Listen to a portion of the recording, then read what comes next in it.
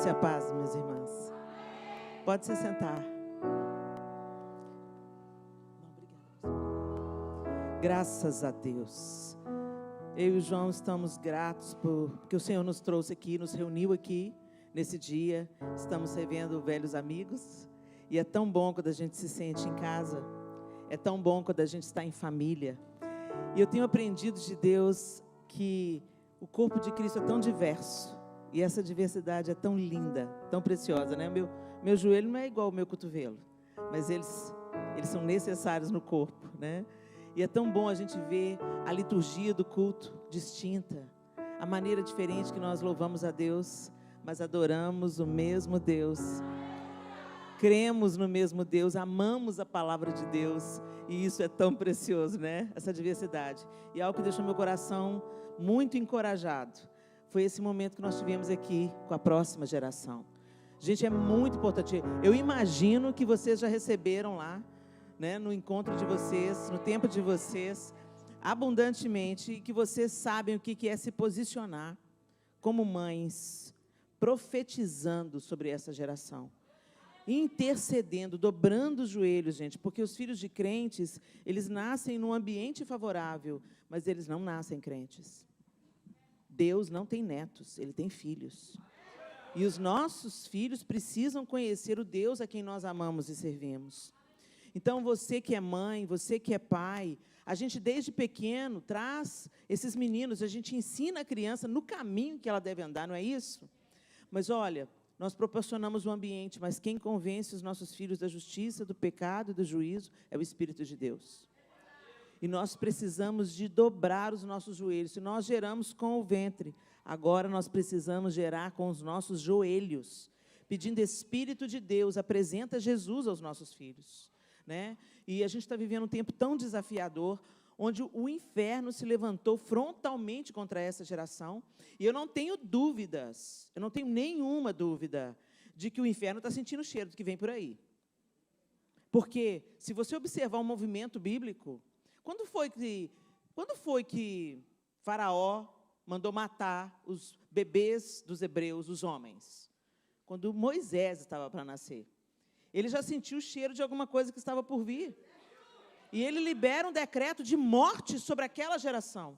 Mas nada pode abortar ou matar o projeto de Deus. Bendito seja o Senhor. Nós, como mães, nós precisamos de nos lembrar do legado que nos deixou Joquebede, né? A gente não pode salvar os nossos filhos, a gente protege eles por um tempo. A gente não pode salvar os nossos filhos, mas a gente pode proporcionar, preparar o ambiente, o cesto, passar o betume da intercessão e colocar nas águas do Espírito e crer que o Senhor vai cumprir o propósito na vida dos nossos filhos, amém? Mesmo que tudo diga não, o Senhor é fiel e Ele zela pela sua palavra. Então, eu quero liberar uma palavra específica para você que é mãe e está com seu filho desviado do Evangelho. Minha querida, em nome de Jesus, não acredite nas mentiras do inferno. O seu filho foi consagrado ao altar. Então, ele pertence ao Senhor. O seu filho é propriedade do Senhor, porque eles foram consagrados no altar de Deus.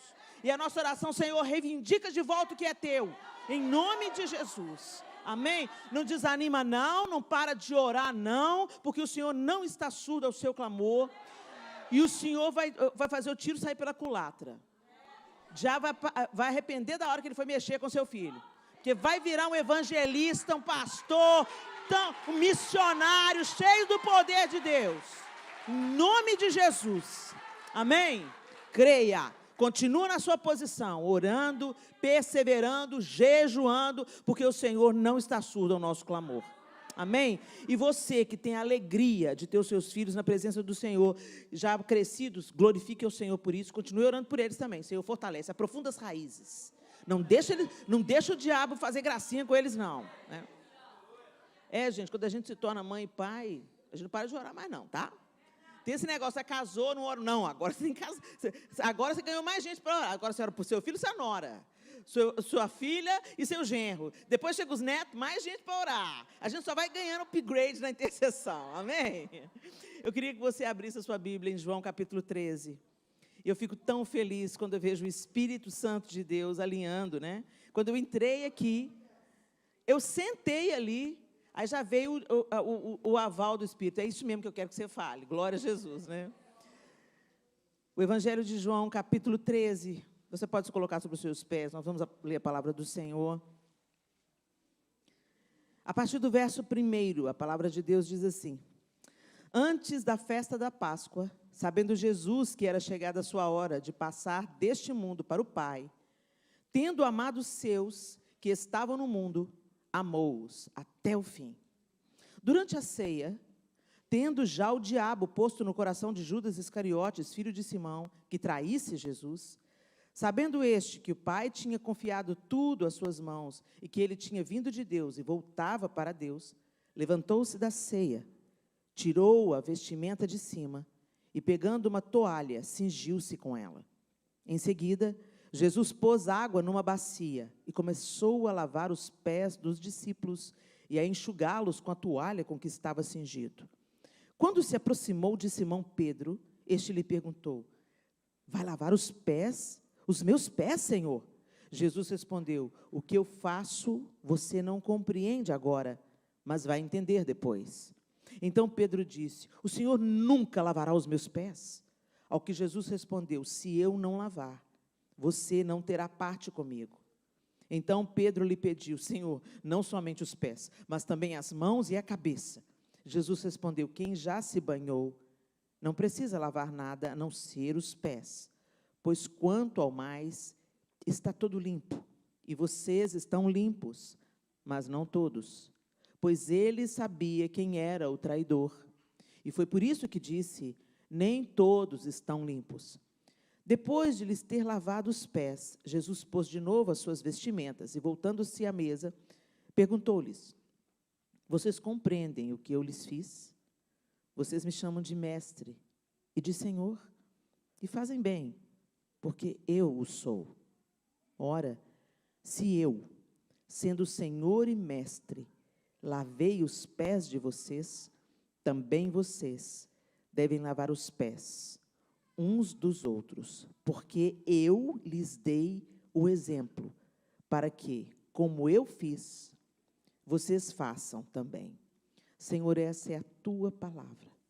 E nós te pedimos, ó Deus, que ela fale ao nosso coração, que o teu Espírito Santo nos revele, abra o nosso entendimento, a nossa mente humana, para que a gente não discirna apenas com o nosso cérebro, mas através do teu Espírito Santo, que é a revelação da tua palavra, entrando pelos nossos olhos, passando pelo nosso cérebro, desça ao nosso coração e mude a nossa atitude no nosso dia a dia.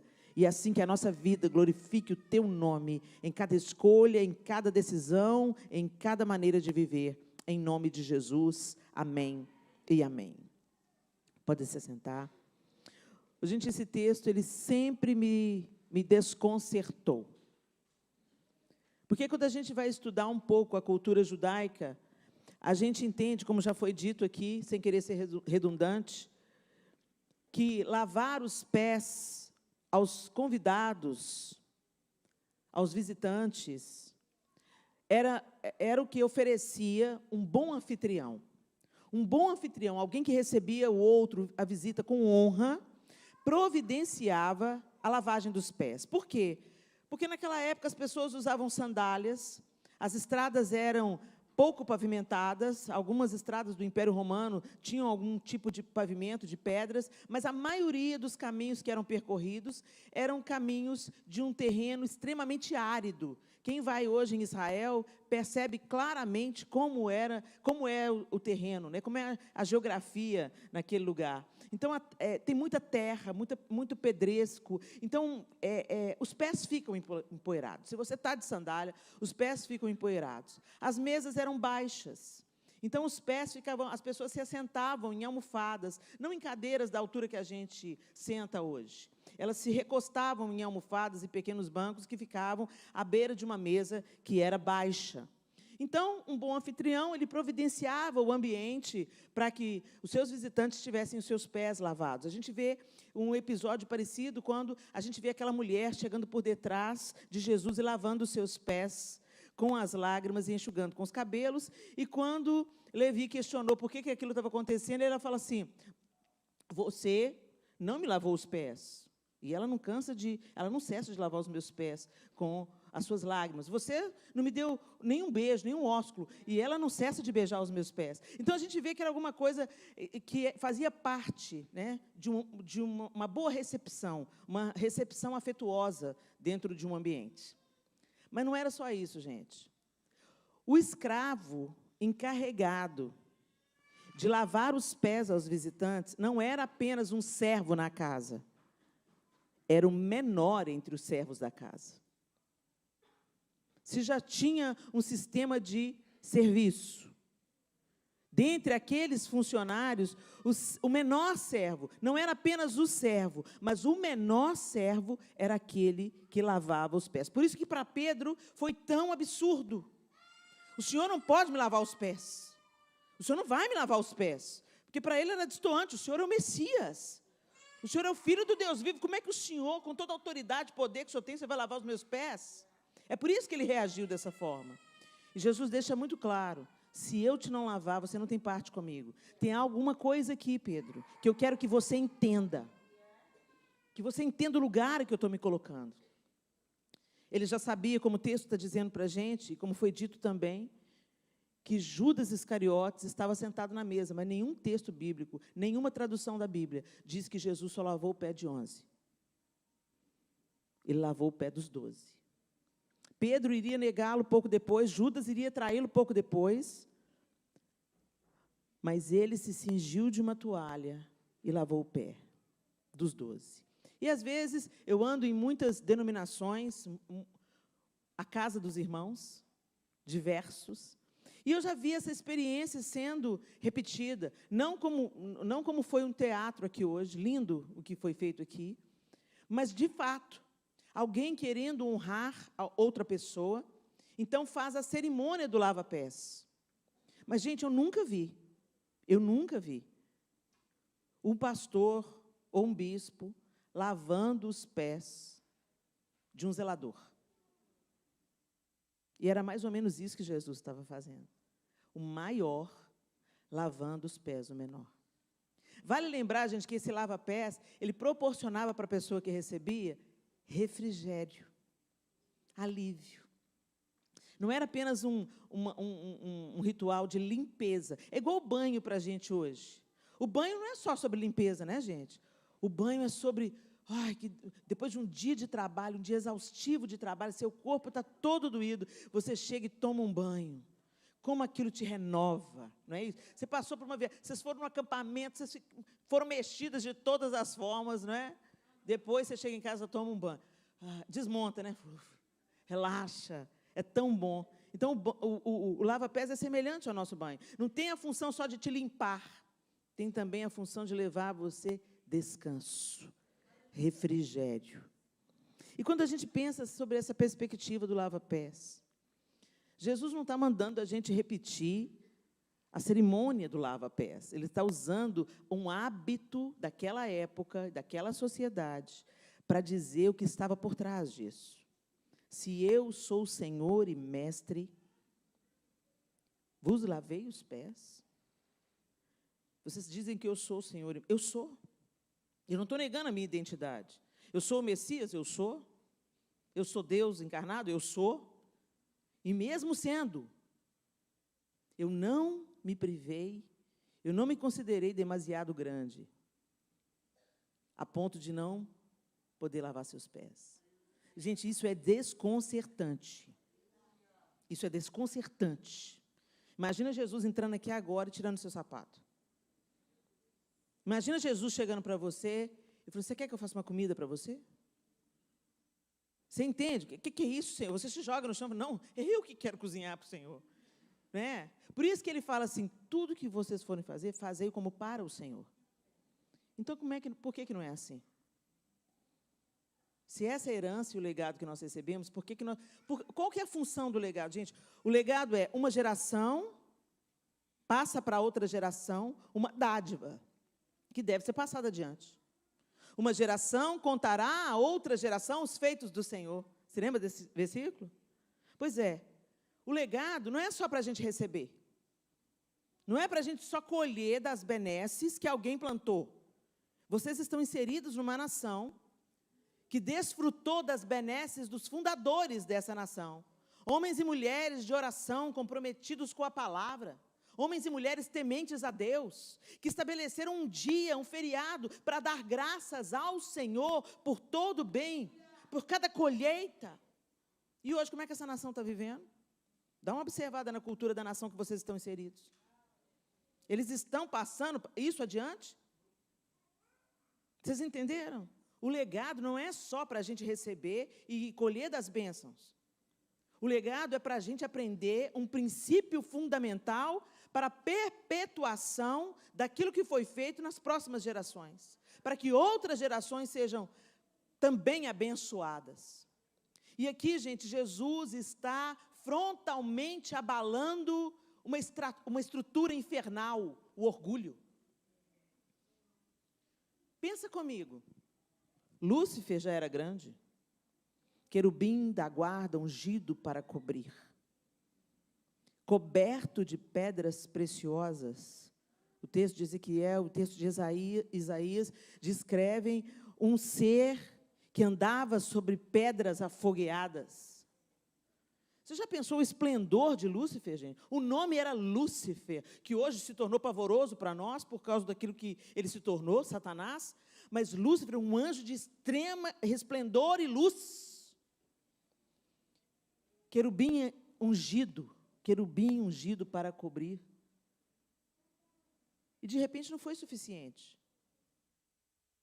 E subiu ao coração dele o desejo de ser mais, de ser como Deus. Serei como Deus. Jesus fez o caminho contrário. Sendo Deus, se esvaziou, assumindo a forma de servo. Gente, durante os 30 primeiros anos de Jesus, ele foi quem? Ele foi filho, aprendiz de carpinteiro, primo, irmão, porque depois Maria teve outros filhos, Jesus tinha irmãos e irmãs, segundo o relato bíblico. Ele pertencia àquela pequena comunidade de Nazaré. Por que ele não tinha credibilidade em Nazaré? Porque na cabeça de um judeu, o Messias que Deus iria enviar, era um homem que iria ocupar o lugar de Salomão. Ele iria restituir a glória a Israel. Eles iriam voltar a ser um povo poderoso na terra. Era o Messias político. Era o Messias que iria arrancá-los do império, do domínio opressor de Roma. E aí vem Jesus. Algumas pregações equivocadas que eu já ouvi disseram que Jesus era poderoso e ele tinha em Cafarnaum casa de praia. Cafarnaum, gente, é uma aldeia de pescadores. As casas são minúsculas, 3x3, tem lá os resíduos, os restos arqueológicos, 4x4, 3x3. A casa era para se abrigar quando estava o frio, estava muito intenso. Normalmente as pessoas dormiam no telhado e usavam ali para estocar algum alimento ou guardar alguma coisa. As pessoas tinham muito pouco. E Jesus tinha casa de praia, difícil. Não, Jesus entrou no jumentinho, porque jumentinho era a BMW da época. Não, gente,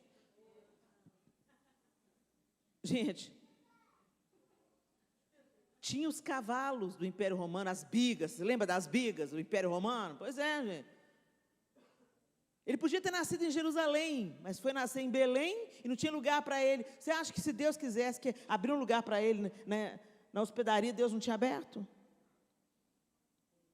Gente, mas ele foi em rota de colisão com Lúcifer. Ele nasceu e foi colocado no lugar que animal come. Depois ele teve que fugir para o Egito. Depois ele volta e se instala em Nazaré, passa a sua infância numa aldeia que devia ter na época entre 800 pessoas, poucas famílias em Nazaré. Depois, quando ele começa o seu ministério, ele vai para Cafarnaum, uma aldeia de pescadores. E a grande Jerusalém matou Jesus. Ele se esvaziou em tudo ele se esvaziou, para apresentar para a gente aqui, gente, ele estava a poucas horas da crucificação. Ele estava dando, sabe assim, vamos supor que você descubra que vai morrer. Você tem um diagnóstico, o Senhor já falou que não vai te curar, que não vai manifestar a glória, que está te trazendo para casa. Você sabe, você está ali nos seus últimos momentos. O que você faz? Você reúne a sua família, seus filhos, e vai dizer, vai acentuar, vai afirmar o que é mais importante. De todos os seus ensinamentos, o que você quer fixar. Se eu vivesse isso, eu ia chamar os meus filhos e falar, não há vida sem Deus. Não se apartem da única fonte que é Deus. Senão vocês estão condenados. Para o João eu ia falar, não arruma uma pericrente para casar. Busca do Senhor uma esposa. Gente, se a gente está no leito de morte, não é isso que a gente vai fazer? Pois é, Jesus está em dos seus últimos momentos com os seus discípulos. Ele está naquele último momento, antes da última ceia. Antes de partir o pão. E o que ele enfatiza? Se eu sou Senhor e Mestre, vos lavei os pés, façam vocês o mesmo. Ou seja, assuma o lugar do menor. Não tenha medo, gente. Mas eu me senti tão humilhada. A gente só se sente humilhado quando a gente não é humilde. Não se pode humilhar alguém que é manso e humilde de coração. Os problemas acontecem no casamento por quê? Orgulho. A gente não quer ouvir as lideranças por quê? Orgulho. A gente não quer se submeter a pai e mãe por quê? Orgulho. As estruturas malignas de orgulho estão enraizadas no nosso coração. Em tudo. Se você falar assim, eu não tenho orgulho, olha ele aí. Porque, gente, o pior orgulho que a gente tem é o orgulho espiritual. Quando a gente começa a se sentir melhor do que os outros, porque a gente conhece Jesus. Você se sente mais santa, você se sente mais pura. Gente, uma evidência que eu tenho visto. Quanto mais eu conheço Jesus, quanto mais eu leio sobre Ele, quanto mais eu experimento a comunhão com Ele no quarto, mais eu fico escandalizada com a graça que me alcançou. Menor eu me sinto, mais miserável eu me sinto. E quando eu lido com o meu coração, com as coisas que... Às vezes você se assusta com você? Você se decepciona com você? Graças a Deus que isso acontece. Porque é uma oportunidade, um lampejo que Deus está dando para a gente se lembrar que a gente precisa dEle. Ele não estava brincando quando Ele disse, sem mim nada podeis fazer. O desejo de autossuficiência nasceu lá no Éden. Quando a serpente propõe para a mulher, claro que você não vai morrer. Se você comer do fruto, você será como? A mesma coisa que levou ele à queda, ele sopra para dentro da alma humana. Não ficou só lá no Éden, não, gente. O homem está tentando até hoje ser como Deus. A gente gosta de ter controle. A gente gosta de ter a última palavra. A gente gosta de ganhar discussões. A gente gosta de brincar com a vida. Por que está aí? Tem aborto, não tem aborto? Quem é o homem? De onde que vem essa loucura que fala, meu corpo, minhas regras? Seu corpo, suas regras? Você consegue dar vida para o seu cérebro? Você só acordou hoje e respirou pela misericórdia de Deus? A gente só existe pela graça e misericórdia de Deus. Mas como nós somos arrogantes. Quando tem uma demanda, alguém pensa diferente de você, você tem que provar que você está certo. Quando você se encontra com uma criatura que ainda não teve a revelação da graça de Deus, você olha para ela de alto a baixo, sangue de Jesus tem poder. Gente, uma vez eu vi uma peça que nunca mais me saiu da cabeça. Na peça vinham trazer aquela mulher adúltera para Jesus. Era uma peça aqui dos Estados Unidos, eu vi num DVD, de muitos anos atrás. E ele estava fazendo um tanto de milagre. No meio dos milagres que Jesus estava fazendo, eles trazem aquela mulher adúltera que foi pega em flagrante adultério. E um detalhe, uma delicadeza da cena. Uma delicadeza da cena. Ela estava... claro que eles não colocaram isso no palco, né? Mas assim, o simples fato de uma mulher estar com o cabelo aparecendo naquela cultura, já denunciava que ela era uma mulher impura. Porque as mulheres cobriam o cabelo. Até hoje, naquela região, faz parte. O cabelo é considerado um apelo sensual. Então, o cabelo é escondido. Nos teatros aqui a gente viu, todas as meninas estavam com a cabeça coberta, fazendo jus àquilo daquela cultura. Né? Então, cobre a cabeça, porque o cabelo é considerado um instrumento de sensualidade. Então, elas escondem o cabelo. As muçulmanas são assim até hoje. Porque a mesma raiz, Isaac, Ismael, mesma raiz. E algumas das judias hoje também escondem o cabelo. E aí, o que ele fez na peça? Quem estava representando Jesus, olha para aquela mulher, pega um pano e cobre a cabeça dela. Eu achei aquilo de uma delicadeza. E aí, aquilo me fez pensar em outra coisa. Quando a mulher adúltera, no texto, chega para Jesus, ele vai escrever na areia. A Bíblia não fala o que ele escreveu, por que ele foi escrever na areia. Tem várias especulações, né? Por que ele estava escrevendo? Será que ele estava escrevendo? Alguns dizem que ele podia estar escrevendo os pecados daqueles homens que estavam ali, acusando aquela mulher. Eu já ouvi também que algumas pessoas falavam que ele estava escrevendo a lei de Moisés, que falava sobre isso. O fato, gente, é o seguinte: essa mulher foi pega em flagrante adultério. Quem trouxe a mulher devia ter trazido o homem também. Porque a lei de Moisés era apedrejar os dois. Mas trouxeram só a mulher. Aí Jesus já sacou que aqueles caras estavam armando para ele. E o texto diz que eles estavam armando para Jesus, porque vamos ver se ele vai ter coragem de fazer algo contrário à lei de Moisés, certo?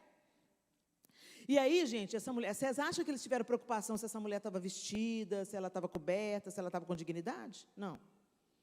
Eles queriam fazer um escândalo, eles queriam atrair a multidão, eles queriam que todo mundo se chegasse para Jesus ser confrontado na lei. Então, toda vez que eu imagino essa mulher, eu imagino ela com os cabelos aparentes, eu imagino essa mulher até com, sabe, com as cobertas que ela puxou da cama. Eu imagino ela envergonhada, eu imagino ela apavorada, porque ela sabia que ia morrer. Não foi uma suspeita, foi flagrante. Eu fico imaginando que ela estava com os ombros à mostra, com o cabelo solto. Quando Jesus vê a cena, e ele faz isso, tirou a atenção deles e pôs atenção no que ele estava fazendo. Gente, eu não me canso de pensar que ele estava dando um tempo para ela respirar e se recompor. É a cara de Jesus fazer isso. Ele não olhou para ela. Imediatamente ele tirou os olhos dela e começou a escrever alguma coisa no chão, o que chamou a atenção dos olhares de todos os outros homens que podiam estar também com o olho nela. O que ele vai fazer? O que ele está escrevendo? Enquanto isso, eu fico imaginando ela respirando, coração pela boca, e ela cobrindo os ombros, ela cobrindo o cabelo, ela sentindo vergonha, ela querendo desaparecer. É a cara de Jesus fazer isso, não é, gente? Naquele grande dia eu vou perguntar para ele: o que foi que aconteceu, Jesus? Me deixa eu ver a cena de novo? Ai, gente, tem tanta coisa que eu quero. O que foi que você conversou com Zaqueu? O que foi que o senhor falou para ele? Porque o cara era ladrão, corrupto. Foi distribuindo dinheiro, pagando a dívida com todo mundo. O que rolou, Jesus? Tem algumas coisas, gente, que não são claras, mas a gente sabe claramente que Jesus se misturava. Nós somos santos, onde a gente for. Não era o povo que mudava Jesus, era Jesus que mudava o povo. Tem uns crentes meia boca aí que falam assim: não, eu vou lá para boate para evangelizar. Vai nada, você vai lá para ser tentado, meu irmão. Estou falando disso não, gente. Eu estou falando que a maneira de nós passarmos adiante o legado que Jesus nos deixou, sermos testemunhas dele, servindo àqueles que aparentemente são menores do que a gente. Porque, na verdade, não são, né, gente? Naquele caso de Jesus ali, era aquilo tudo mesmo. Ele, o Senhor, lavando o pé de Pedro, de Judas e de nós todos. Absurdo mesmo.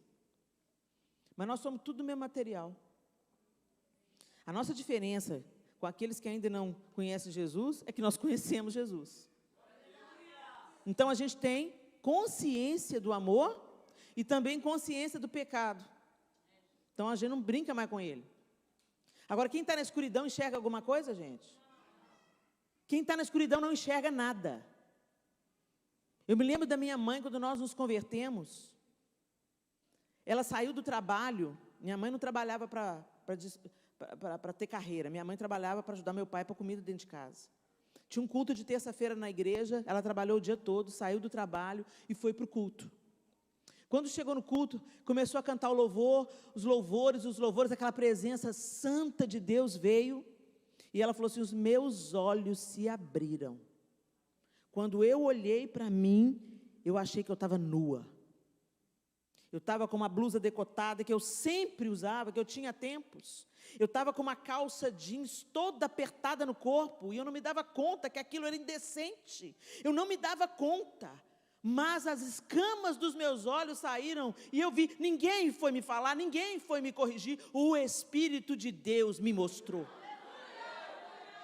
E ela falou assim, a minha vontade era de sair correndo, de tão envergonhada que eu estava. Esse é o poder da obra do Espírito. Ele transforma de dentro para fora, e é definitivo. É definitivo. Nós vivemos num tempo onde a gente se adequa. E é do ser humano, gente. Não é uma maldade em si. É uma coisa inconsciente. Todas as vezes que você entra num grupo de pessoas, você observa, sem ser consciente, o código de ética daquele grupo. Então, você começa a perceber o que é aceitável, o que não é aceitável, o que é legal, o que é condenado, e você adota o código de ética. Daqui a pouco você começa a adotar até a palavra.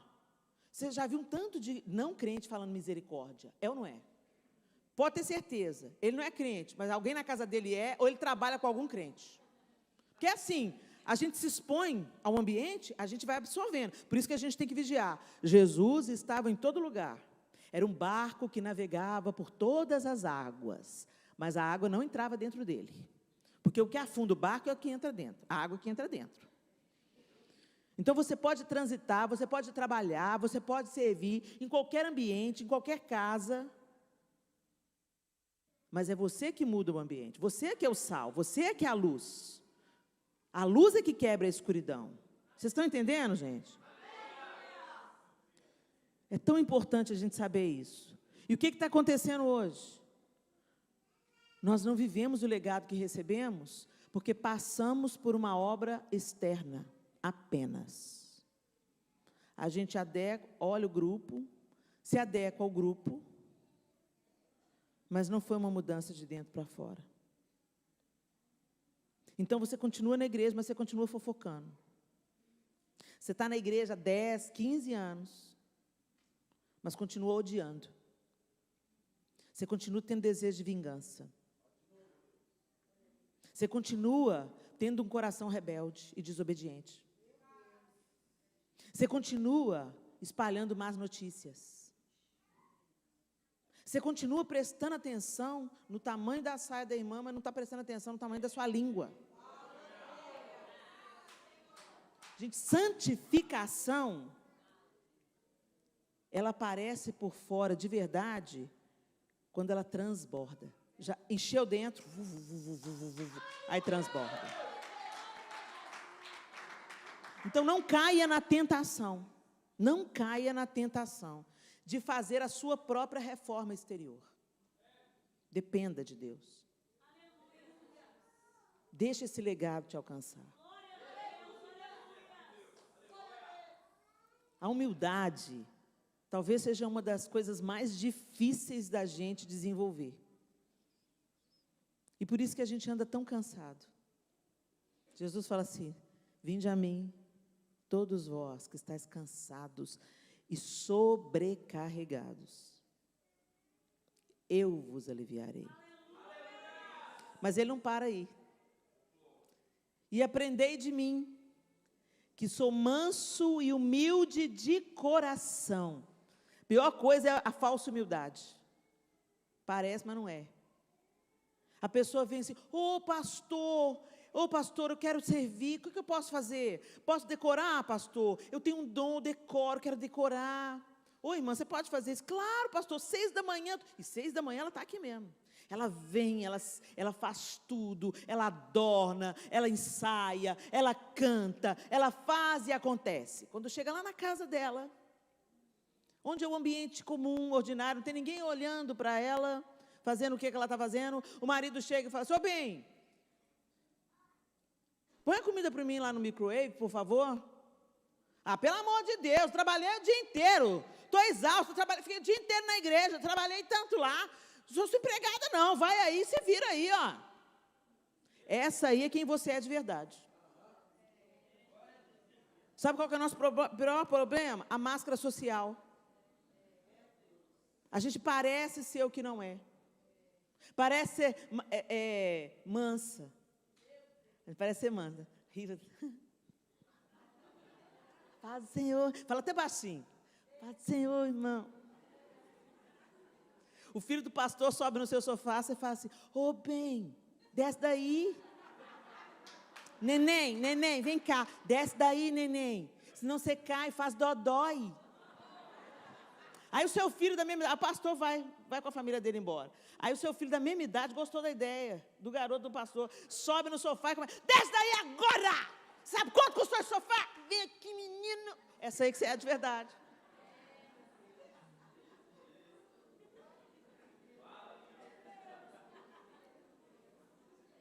A gente parece, mas não é. E Jesus quer ensinar a gente a ser manso e humilde de coração. Gente, esse legado é indestrutível, é inabalável. Ô, gente, Jesus tinha tanta autoridade que Satanás vem na cara dura e fala, se você é filho de Deus, Jesus não precisava provar nada. Ele podia falar assim, vou te mostrar quem é filho de Deus. Né? Ele ainda conversou com Satanás. Manda que essas pedras transformem em pão, você não é filho de Deus. Manda que essas pedras transformem em pão. Nem só de pão viverá o homem, mas de toda a palavra. Quem tem autoridade, não precisa de bater na mesa e gritar, não, gente. Você já viu algum guarda aqui nos Estados Unidos gritando? Denuncia, ele não é mais autoridade, ele é autoritário. Autoritarismo é a distorção da autoridade. A autoridade de Jesus, se você está cheio da autoridade de Deus, sujeitai-vos a Deus, resisti ao diabo, e ele fazia, ele o quê? Você não precisa nem de gritar para ele. É só você entrar no ambiente, se você está cheio de Deus, que ele vai lá vem ela para me perturbar. E vai ter que ir saindo, Porque não é sobre o volume da sua voz. A intenção é sobre a autoridade que te reveste e que não é sua, ela vem do alto. Quando Satanás encheu o pacote, Jesus falou assim, basta, retira-te. E ele fez o quê? Obedeceu. Isso é autoridade. O guarda chega e só põe o carro aqui atrás de você, né? Se a polícia entrou atrás do seu carro, o que você faz? Imediatamente. Se ele fez, o negócio já ficou ruim. Aí você já começa a tremer as pernas, não é? Isso é o quê? Autoridade. E no mundo espiritual, é algo semelhante assim que a gente pode ser. Mas a gente vai ter que se despir do velho homem, da vontade de ter razão, dos gritos, do dedo na cara, do desejo de vingança, porque o legado que nós recebemos e que nós precisamos ensinar à próxima geração é humildade e mansidão. Quem é humilde e quem é manso serve naturalmente. Vê um problema, opa, está precisando de mim ali. E ele não precisa de postar no Instagram. Ele não precisa da aprovação do pessoal. Ele não precisa do pastor vir e falar, filho, muito bem, você fez um ótimo trabalho. Tem gente que serve. Daqui uns 10 anos sai da igreja falando, essa igreja não me valorizou. Sua motivação estava errada. Você não serviu porque você ama a Deus, você serviu querendo visibilidade. Servir é servir. Ser visto é outra coisa. Queira servir, não ser visto. Agora, gente, esse desejo não brota do nosso coração carnal, não, tá? A gente gosta de poder. Você sabe do que eu estou falando. A gente gosta quando vê Deus nos exaltando. A gente gosta quando tanto de gente não acreditou e vem Deus e te exalta. Aí você mostra para todo mundo que a sua vitória hoje tem sabor de mel. Mas, gente, quem está genuinamente servindo a Cristo, você serve e ainda se sente um servo inútil. Ô Senhor, tudo que eu faço ainda é tão pouco comparado diante do seu amor. Agora, essa humildade e mansidão, gente, não é só sobre serviço, é também sobre serviço. Mas o que os nossos filhos têm visto em nós? Às vezes você é uma mãe maravilhosa aqui na igreja, um pai maravilhoso aqui na igreja, mas em casa é omisso. Em casa é raivoso, irritadiço. A humildade, a mansidão, ela deve ser uma perseguição nossa todos os dias. Todos os dias. E servir onde a gente gosta, não tem glória nenhuma nisso. É muito gostoso fazer o que você gosta de fazer. Não é disso que eu estou falando. Eu estou falando de servir aqueles que não merecem absolutamente nada, como já foi dito aqui. É ser uma bênção na vida daquele cara que trabalha com você e te afronta, e te zomba. Porque é isso que Jesus fez, gente. Foi uma bênção para Judas. Até o último momento, Judas veio e beijou na face dele, e ele fala, que vens, amigo. Ele não estava sendo irônico. Ele estava fluindo quem ele era. Quando nós somos, o ambiente externo não consegue nos corromper. A maldade do outro não vai fazer você querer revidar com a maldade. Mas para isso, a gente precisa se expor à doçura e à pessoa de Jesus todos os dias. Quando Jesus fala para Pedro, você não precisa de tomar banho, Pedro. É só lavar os pés. Quem está limpo, não precisa de se banhar de novo. Isso é uma metáfora. Você já foi purificado. Você já entendeu quem eu sou. Mas você precisa lavar os pés.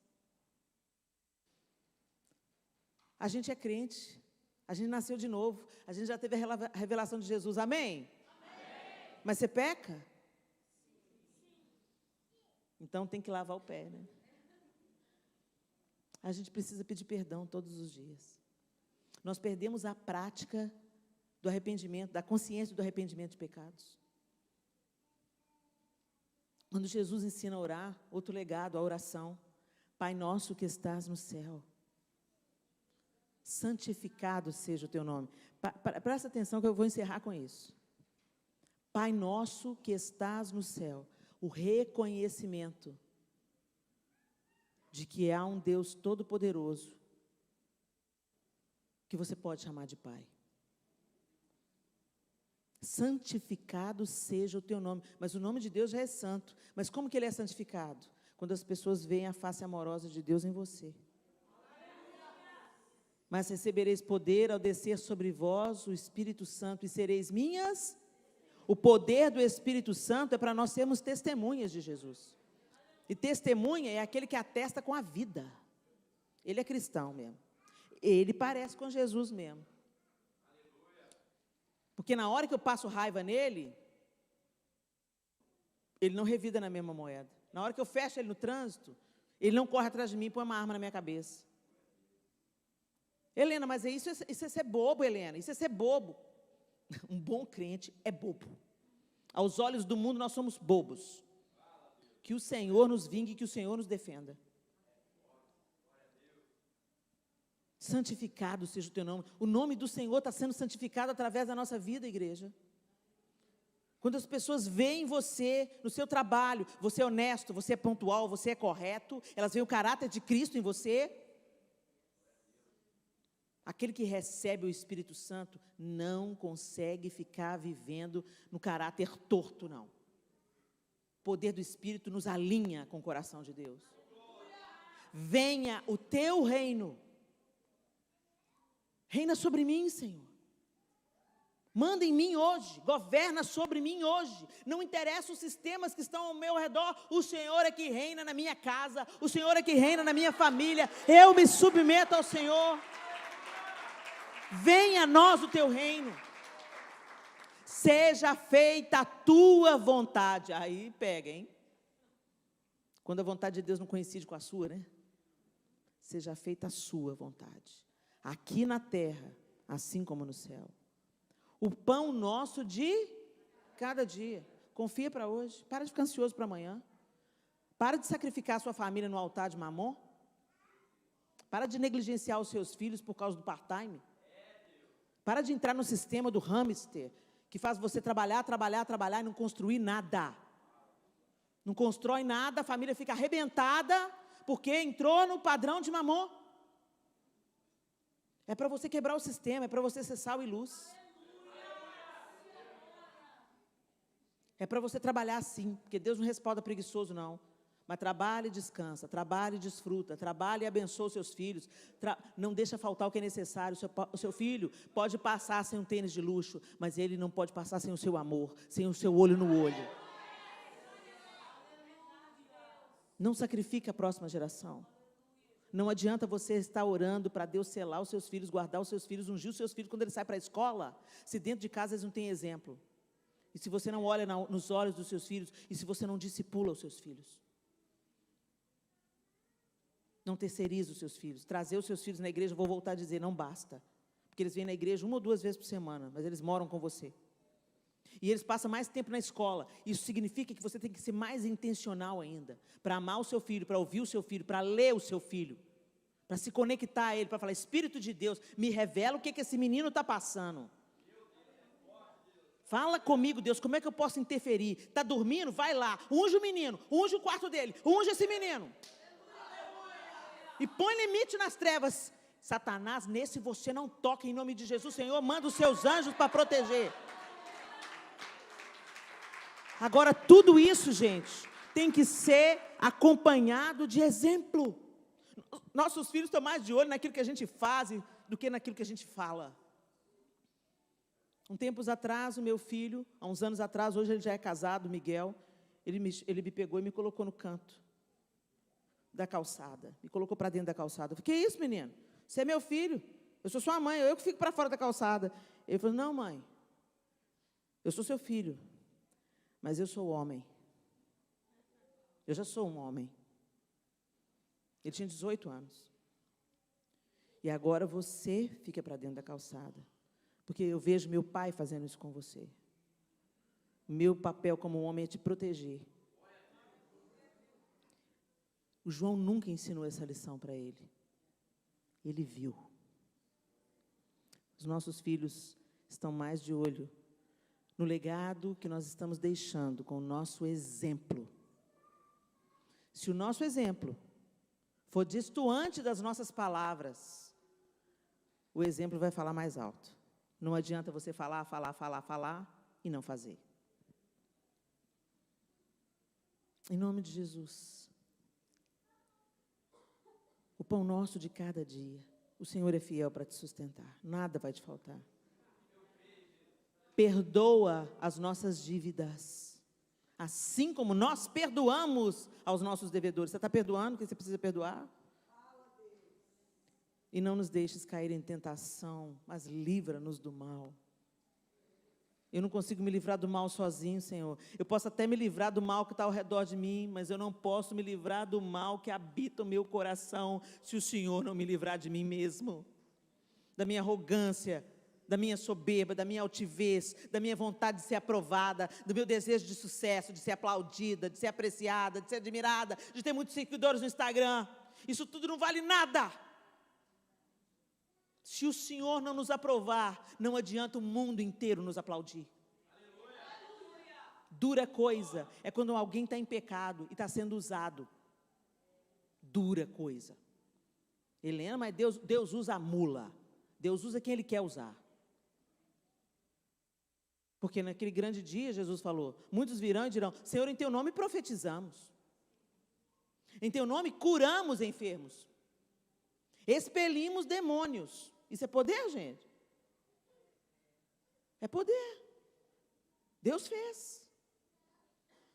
Mas fez porque Deus, nada vai deter o que Deus tem para fazer. Agora, dura coisa é ser usado por Deus e ser desaprovado por Ele. Não é porque Deus está te usando, meu irmão e minha irmã, que Ele está te aprovando. Judas era um dos discípulos. E se transformou em instrumento de Satanás.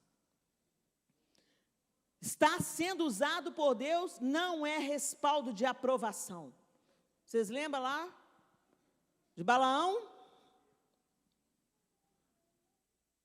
Foi para profetizar contra o povo de Israel e teve que profetizar a favor. Deus usa quem Ele quer. Não se engane. Jesus nos alertou. Não pense você, porque você está profetizando em meu nome, está curando enfermo em meu nome,